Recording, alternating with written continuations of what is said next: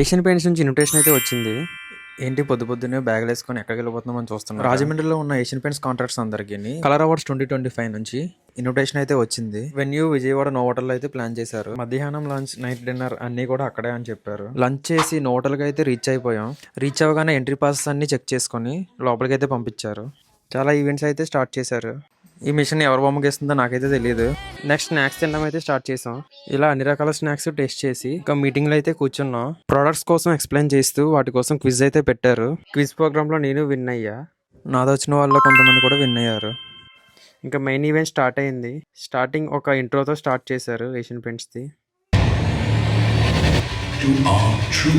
ఒక్కొక్కరిని స్టేజ్ మీదకి ఇన్వైట్ చేసి సన్మానం చేసి అవార్డ్స్ అయితే ఇచ్చారు వాళ్ళ చేతుల మీద. ఏషియన్ పెయింట్స్ నుంచి మనకు వచ్చే బెనిఫిట్స్ అండ్ సపోర్ట్ అంతా కూడా ఎలా ఉంటుందో ఎక్స్ప్లెయిన్ చేశారు.